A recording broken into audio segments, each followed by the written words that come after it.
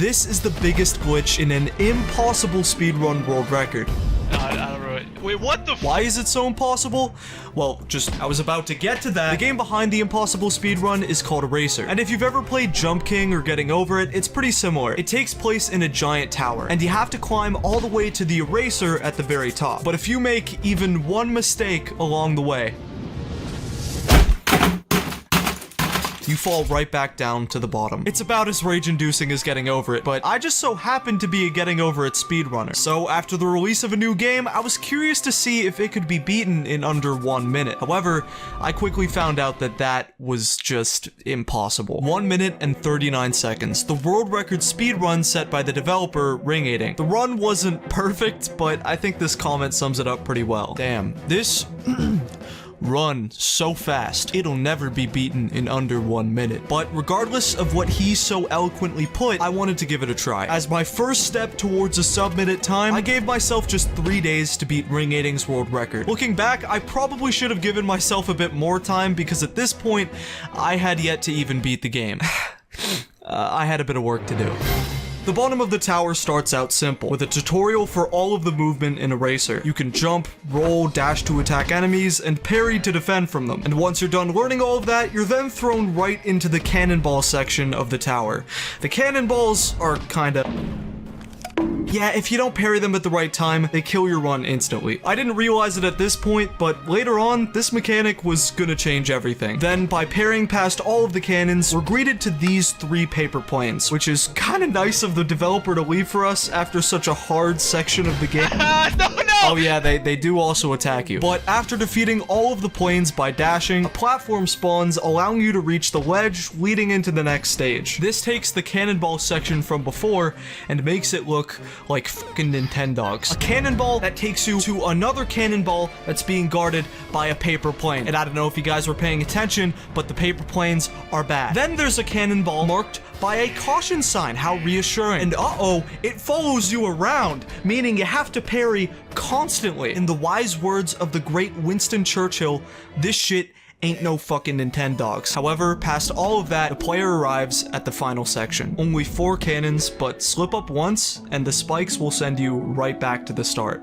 which happened more than a couple times. However, after multiple resets, I made it to the eraser with a time of 47 minutes. But now, I had to speedrun. After watching the world record, I quickly found out just how optimized it really was. In terms of the route, even with only 1 actual jump in the game, the developer discovered some pretty insane movement. Attacks and parries, which are normally used against enemies, could also be used to give the player 2 extra jumps, with enough height to skip most of the tutorial section very quickly. Next, the cannonball section has a huge skip, where you can make this jump that just barely reaches the platform above. Learning just these strats alone, I was confident to try out a run, and after my first attempt, I got a time of 6 minutes and 15 seconds, and after a couple more, I have that time down to a 3:15. Now, while it might seem like I'm gonna destroy this record right away, it's at this point where saving time gets extremely difficult. One of the biggest optimizations was simply the movement. If the player stays in the air after a triple jump, this wastes a ton of time. This is because you can only triple jump again after landing, so it only makes sense that Ring8ing used as little airtime in his record as possible. On top of that, in the plane section, instead of killing all 3 planes for the platform, the devs simply parried each of them to get the same height needed to reach the ledge. The biggest time save, though, is the hardest of the run, a strat called box skip. It starts by parrying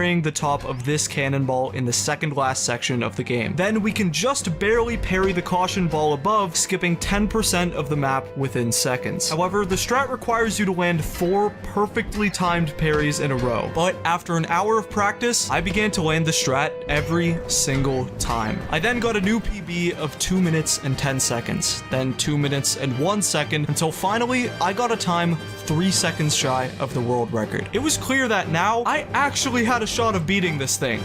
Well, that was until the last day. There was one huge problem in saving those extra 3 seconds. If you don't know, cycles which exist in most video games act like a bus stop. The bus arrives at 8:30, so if you show up at 8:25, you still get on the bus at the same time as someone arriving at 8:29. In my case, though, I was late to that bus. The cannonballs in the game seem to work based on these fairly consistent cycles. But even though I was playing just about as fast as the world record, for whatever reason, I just wasn't arriving on the right cycle. cycle. There was a mystery to these cycles that had yet to be solved, and unfortunately, by the end of the day, I didn't get the world record. But sure enough, the next day, I found a time save. Instead of parrying all 3 planes like the developer, I noticed that once you enter the plane room, only 2 of the 3 planes actually aggro. So by parrying both planes, I had just enough time before the 3rd one's attack to reach the ledge. And soon after discovering this strat, I got a 136, a new world record. But this run was still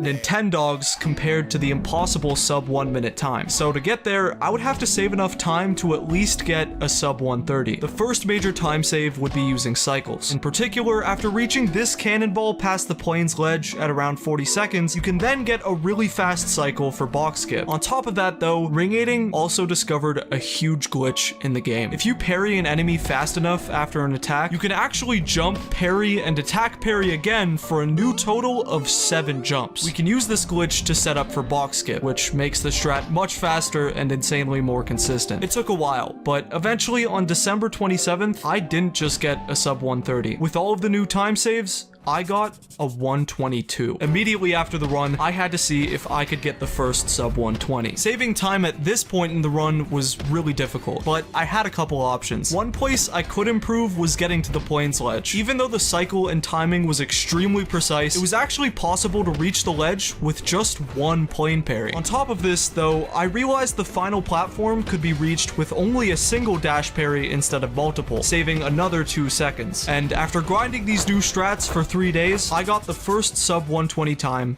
of 118. Around this time, the game got a full release on Steam, and with so many new speedrunners, a speedrun.com leaderboard was eventually made. Up until this point, I hadn't had any competition against my runs. However, that was about to change in a big way. On January 6th, the speedrunner Butterfriend got a 120 time. While this run wasn't polished by any means, he had begun using brand new strats which could easily beat my record, and before I could even learn them, he had just beaten my 118. Immediately before making it out of the tutorial section, runners would have to enter this side room and jump all the way to the platform above. However, it was actually found that it was possible to jump from an earlier platform, skipping the room entirely. I actually found out about this strat from a comment left on my 118 from a guy named Poopy Joe.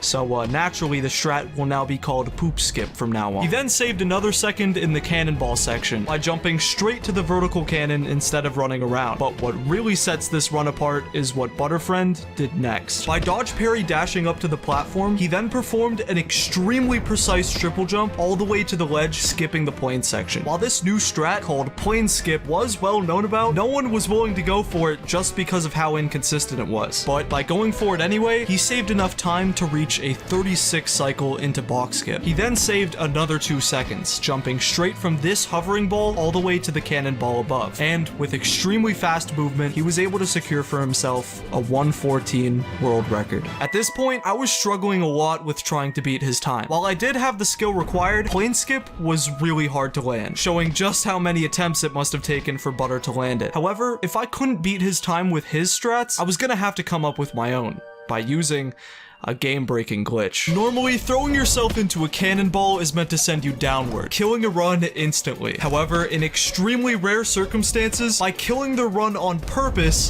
the player would defy physics and be sent flying all the way to the very end section of the game. This would happen with a ton of different cannonballs, but in my case, I was able to use the cannonball before box skip to do the trick. Since nobody knew about my own skip, I decided to practice it in secret. However, I just couldn't ever seem to land the trick during a run, until eventually, on January 21st, the craziest day of eraser speedruns went down. Immediately, a player named Grimy got a new world record, and the first ever run to use bonk strats. The first bonk he discovered was at the vertical cannonball before the ledge. He was sent flying upward, bouncing on the platform below, which then gave him just enough height to reach the ledge. This was a new, more consistent bonk setup for plane skip, which allowed him to reach a new 35 cycle. But the bonk strat after is really really what made this run so special. Before this run, he had discovered a bonk strat using the caution cannonball to send himself all the way up to the hovering ball. However, in this run, he was somehow able to make it all the way to the ending section using that same bonk. Then, by jumping onto the tallest platform, he was able to just barely parry the cannonball above, saving 4 seconds, and getting for himself a 1:13 world record run. Eraser was now only 3 seconds away from being a sub 1:10 speed run, and Grimey's run, while solid, wasn't perfect in terms of movement, so only an hour after Grimey's run was posted, I got a 1 minute and 9 second time, breaking the 1:10 barrier by using Grimey's same bonk strats. Grimey then tried to beat my time, but before he even could, I had already gotten a 1:05 just a couple attempts later, saving another 4 seconds by learning Grimey's new ending route. At this point,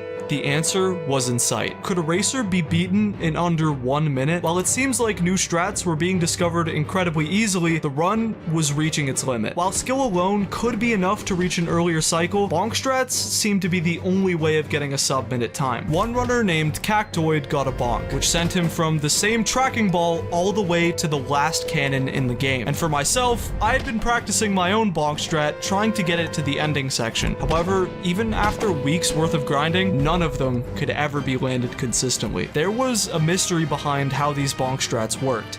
After all, why were they so inconsistent? And why has no one landed these strats in a run? Well, after days worth of investigating, on January 26th, I had solved the mystery. Only the answer no one could have seen coming. In order to get a better idea as to how bonks actually worked, I decided to contact Ring8ing with my findings. However, the glitch just seemed to make no sense based on how he coded the game. When a bonk occurs, all that's supposed to happen is that the player is given a fixed amount of velocity relative to their speed going into the bonk. But in the case of the biggest bonks, they would far exceed the speeds the player was meant to receive. But he did have a clue, and what Ring8ing showed me next was something hidden in plain sight. In the very trailer of the game, one that I had watched many times before, there was a bonk that he got in the multiplayer mode, where just like the other strats, his friend was sent flying upwards. But he didn't have any speed going into the bonk, and on top of that, he wasn't using any of the cannonballs that were used before. With pretty much everything we knew about the glitch being thrown out the window, we had to try everything. We tried manipulating frame rates, V-sync toggling, but attempt after attempt,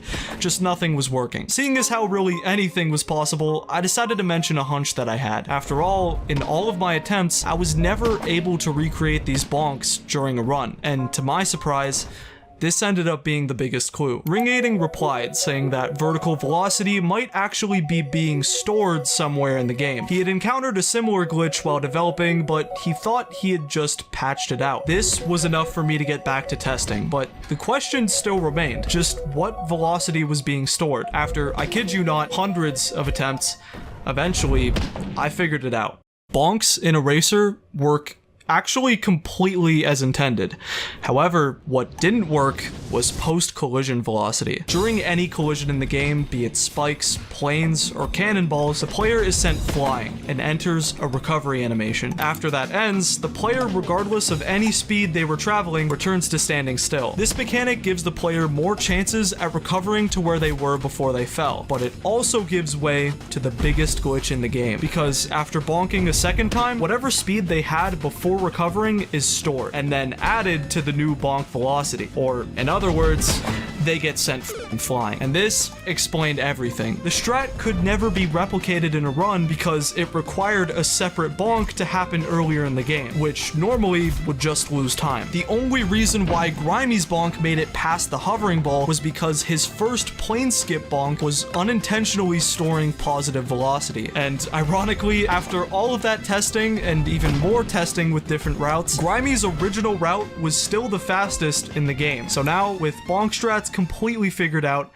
the race for sub 1 began. The first run to be submitted was by Grimey, who struck back with a time of 1:02. His route was now fully optimized, and he had even saved time using a slightly altered ending route, which saved about a second. However, before he even submitted that time, I had already gotten the 1:01, saving time after plane skip with a quick parry and an extremely fast cannon cycle at the end. Now, all sorts of runners, including Cactoid, were climbing towards a sub 1 time, until finally, on February 2nd, by using Grimey's changes to the ending route, I got a time less than a second away from breaking the sub 1 barrier. While it seemed like a sub 1 was at this point inevitable, there was still one final obstacle in the way that would make this run near impossible. In order to get the sub 1, players would need to play at a speed that was easily reaching the human limit. However, assuming they were playing at that pace, the game still wouldn't give them the record. At the beginning, I mentioned a mystery behind cycles. For a lot of runners, it was now clear that even if you were just as fast as previous attempts, you wouldn't always get the same cycle. And as far as we knew, there was no way to manipulate these cycles to be consistent. However, just in case, I once again had a slight hunch as to how they might work. And after mentioning it to Ring8ing, I had just accidentally figured out how cycles worked. Cycles in the game work based on a global timer. What this means is that after resetting an attempt, the timer resets and the player's position resets, but the cycle from the previous attempt just keeps going. And lucky for us, this means that cycles can be manipulated. Since cycles are consistent throughout the entire map, by resetting at a consistent point in the cycle of one cannonball, the player can always arrive at the exact same cycle throughout the entire map. Or in English, by changing the schedule of the bus arrives earlier, saving us time. After figuring out a setup to get the cycle that was needed, it was finally time to break the impossible sub 1 barrier. At this point, the entire community was working to get there. Grimey was testing all sorts of creative new routes in hopes of being the first. Other runners were slowly climbing up the leaderboard, and in my offline attempts, I was now 400 milliseconds away from doing the impossible. Then just 200 milliseconds, until finally,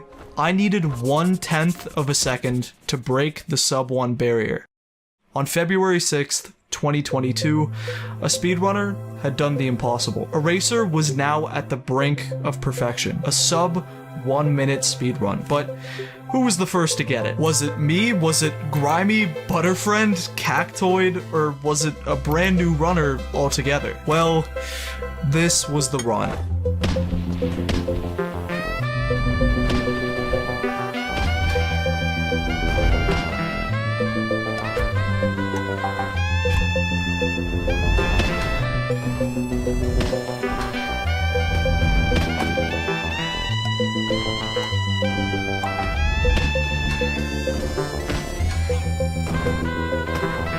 By using one final double parry dash, the first ever glitch found in the game, I had broken an impossible world record. Every single day, I played like hours on end and I couldn't get it, and I just got holy fucking shit! And now, a month later, looking back at the leaderboard, nobody has been able to beat my impossible world record. So, yes, a fearsome competitor that hadn't even speedran the game until a month ago managed to beat my world record.